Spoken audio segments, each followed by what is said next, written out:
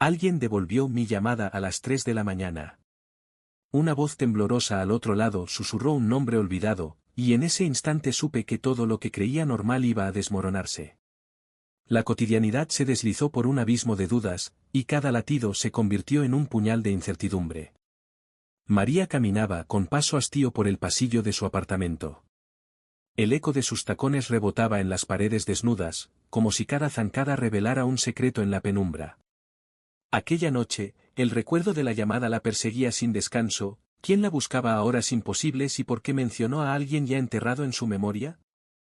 En la penumbra de la habitación, los muebles parecían susurrar historias perdidas. María encendió una lámpara tenue y contempló la mesa donde reposaban fotografías antiguas, una boda ajada por el paso del tiempo, risas congeladas en un retrato, ojos que alguna vez brillaron de confianza y ahora se apagaban en la bruma del olvido.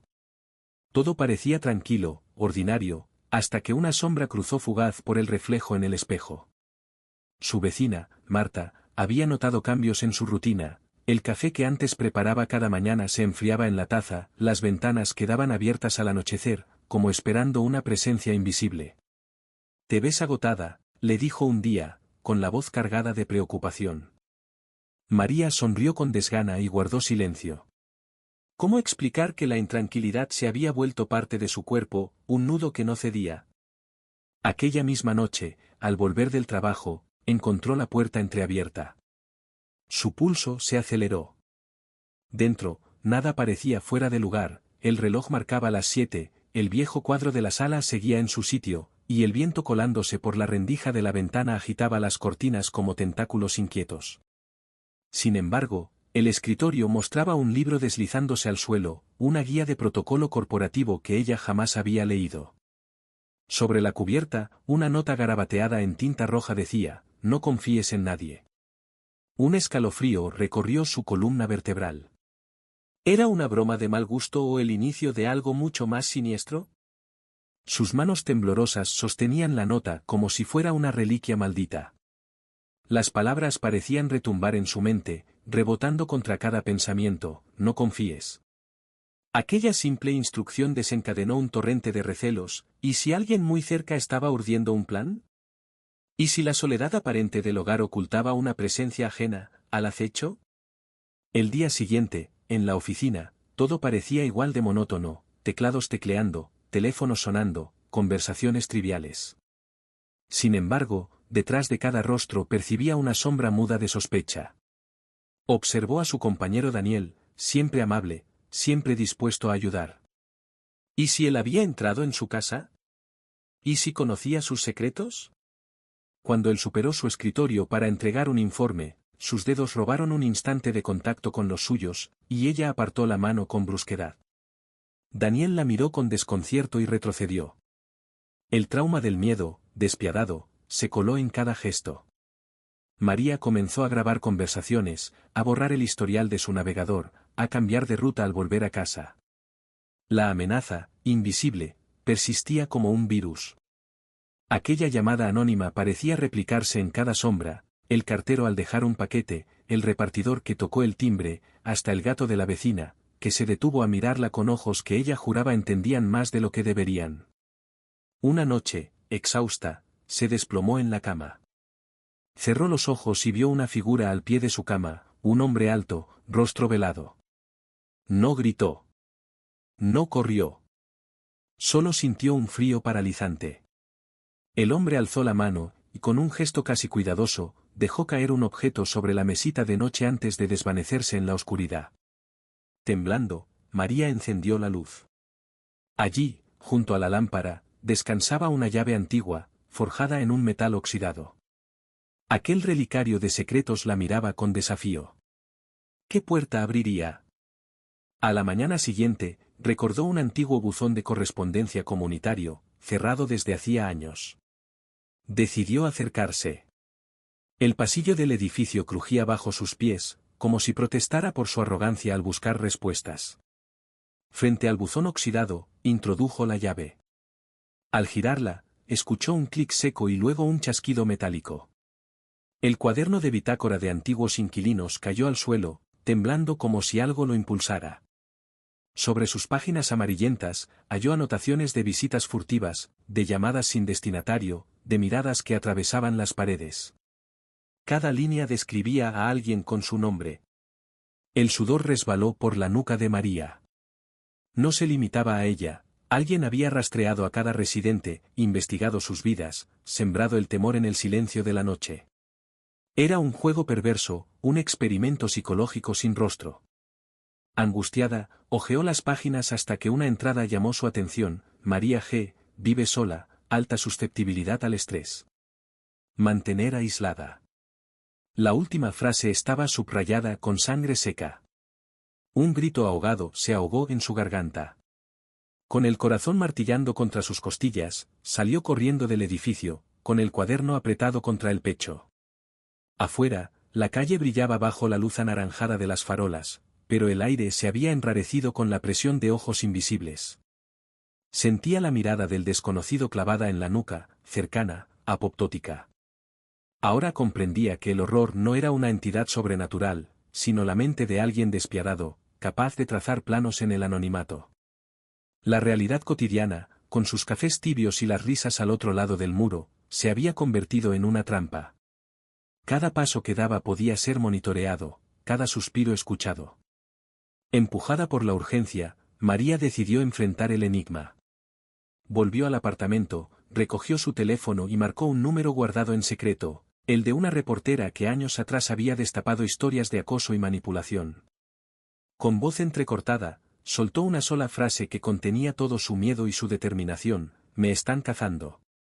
El corazón de María latía con fuerza mientras el reportaje se deslizaba en su mano temblorosa como una oveja al borde del precipicio. La cita era en un café casi abandonado, donde las luces amarillentas formaban charcos de sombra en las mesas y los murmullos se apagaban al rozar las paredes. Al entrar, sintió el crujido de sus botas contra el suelo de madera gastada, cada paso era una confesión de miedo. Un grupo de 3 mesas más allá, una mujer de mirada incisiva y libretita abierta al frente alzó la vista. María se apuntó al filo del vaso de cristal mientras tomaba asiento. La reportera, con voz grave y pausada, deslizó varias fotografías ante ella, instantáneas Polaroid de su propio edificio, capturadas en distintas horas, bajo distintos ángulos. Una mostraba la ventana de su apartamento abierta en plena madrugada, otra, una silueta borrosa patrullando el pasillo. No solo estás siendo observada, murmuró la periodista, estás siendo estudiada. Cada palabra se hundía como una aguja en el pecho de María. El café, un néctar amargo, sabía ahora a pólvora encendida. De regreso en casa, el silencio se espesaba, se pegaba a la piel como un sudario. María encendió de nuevo la lámpara tenue y buscó pistas. A su lado, el cuaderno resbalaba abierto sobre la mesa. Las páginas, gráficas de datos y anotaciones, mencionaban cada gesto cotidiano de los inquilinos, horarios de entrada, llamadas recibidas, rostros captados por cámaras improvisadas. Al final de una columna, una advertencia tachada decía: no interceptar. ¿Qué clase de monstruo jugaba con vidas así, sin dejar huella? Aquella noche, el teléfono sonó una vez más. No había número, solo un silbido prolongado y un clic seco antes del corte. María sintió un escalofrío que bajó por su nuca. La línea muerta se llenó de un rumor casi inaudible, pasos que se acercaban, respiración contenida. La oyó tan clara que creyó poder contar las partículas de polvo que vibraban en el aire. De pronto, una voz femenina, susurrada como un veneno, pronunció su nombre, María, y la llamada terminó. Al alba, la inquietud desbordaba su mirada. Decidió colocar su cámara de móvil en el recibidor, apuntando hacia la puerta. Cada centímetro de su apartamento se volvió campo de batalla, movió el sofá, inspeccionó los zócalos, revisó las tuberías buscando micrófonos, tachó la electricidad preguntándose si el intruso podía piratear el sistema. La desconfianza abrió alas de cuervo en su mente. Pensó en Marta, en Daniel, en el cartero. ¿Quién colapsaría sus refugios de confianza? Pasaron 2 días sin llamadas, como si un respiro le cediera la posesión del tiempo. Pero la calma era una trampa. Al encender su ordenador descubrió que alguien había accedido a su cuenta de correo.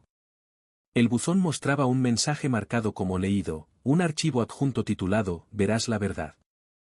con manos que le dolían de tanto temblar, descargó el archivo y lo abrió, un vídeo sin editar de su salón, filmado desde un ángulo imposible, con el intruso al fondo, de espaldas, manipulando objetos en la oscuridad. La sangre se le heló. En pantalla, él, o ella, se movía con naturalidad, como un huésped legítimo. María se llevó el pulgar al labio, sintiendo el reguero de la rabia mezclarse con el terror. Sin dudar, empacó en una mochila lo esencial, el cuaderno, el móvil, su cartera. Estaba a punto de huir, de arrojarse a la carretera bajo el sol naciente, pero algo la detuvo, una foto vieja en el marco junto a la lámpara. Era su madre, sonriendo con esa ternura que parecía imposible de corromper.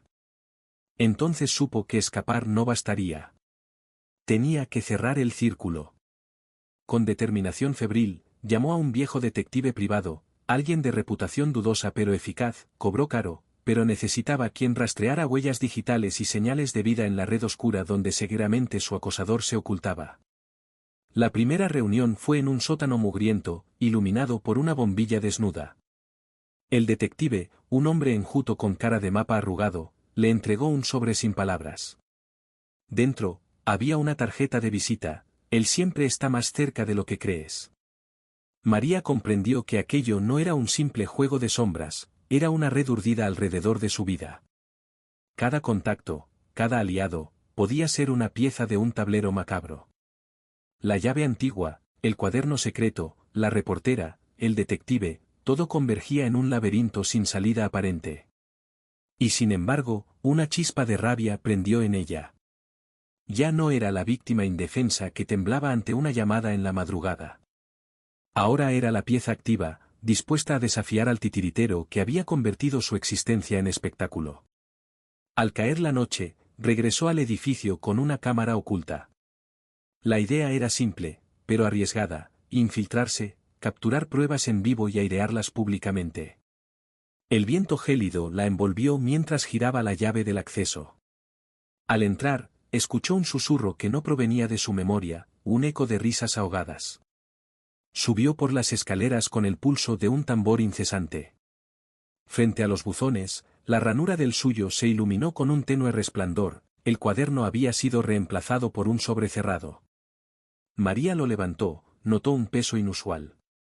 Lo abrió con el filo de la navaja y encontró dentro un mechón de cabello, perfectamente limpio, y una nota: nuestra partida apenas comienza.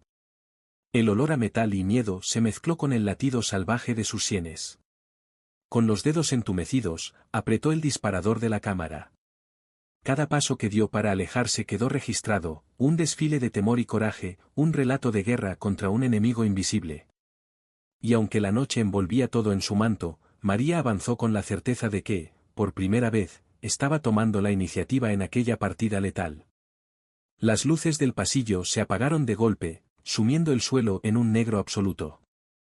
El susurro volvió, más cerca, más perverso.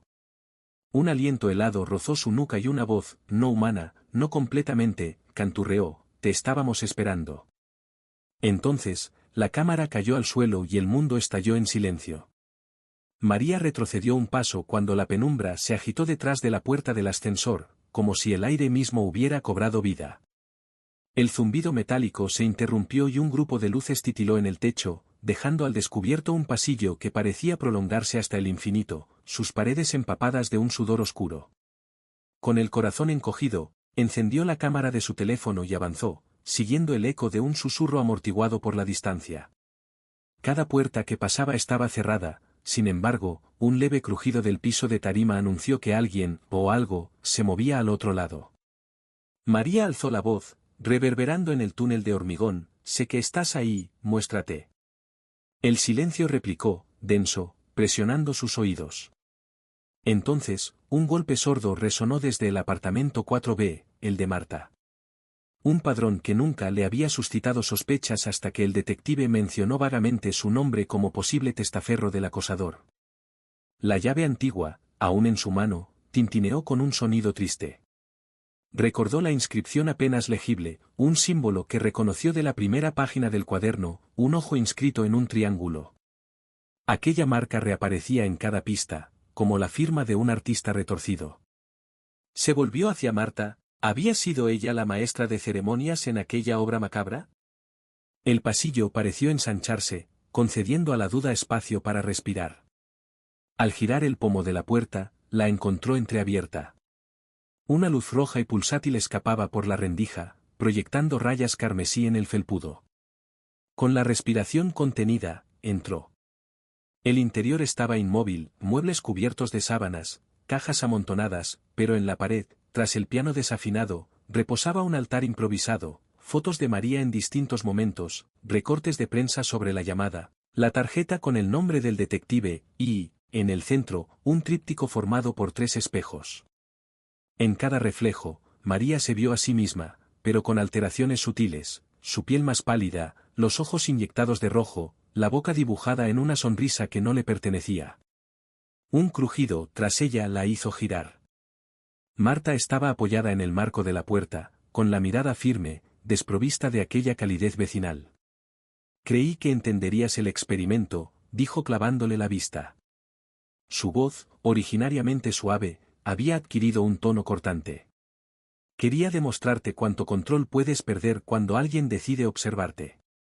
María retrocedió, cada paso aplastando la alfombra gastada. ¿Por qué? Logró articular. ¿Te divertía verme temblar? Marta negó con la cabeza, acercándose despacio. No era diversión, era ciencia. Tú, con tu vida tan ordenada, eras el sujeto perfecto. En el susurro final, sonó más fría que el metal de la llave. María deslizó la cámara hacia adelante, grabando. La angustia afiló su voz. Esto es un delito.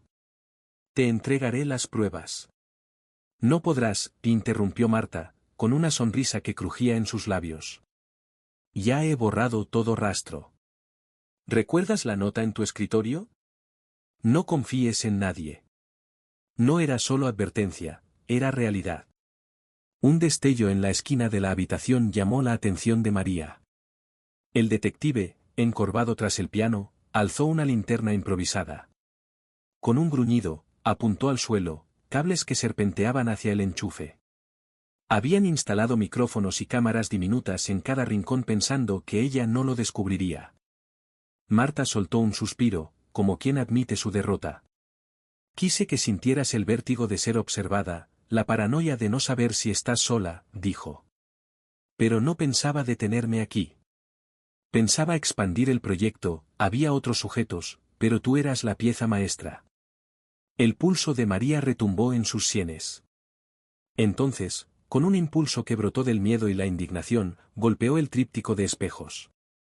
El cristal estalló en 1000 fragmentos que chisporrotearon en el aire como luciérnagas heridos. Los espejos cayeron, revelando un hueco en la pared, la caja fuerte donde Marta guardaba un disco duro con todas las grabaciones. Sin pensarlo, María metió la mano y lo extrajo. «Nunca te perdonaré esto», gritó, y salió corriendo hacia la ventana del salón. Marta, abriendo la boca para gritar algo más, tropezó con el piano. Sus pasos quedaron ahogados en el silencio roto por el estrépito de la llave al caer al suelo. María colocó el disco en su bolso, se asomó al balcón y respiró el aire frío de la madrugada. Del otro lado, la ciudad seguía su ritmo ajeno, ajena a la pesadilla que se originaba en aquel edificio. De vuelta en la calle, la linterna del detective la encontró temblando junto al contenedor de basura.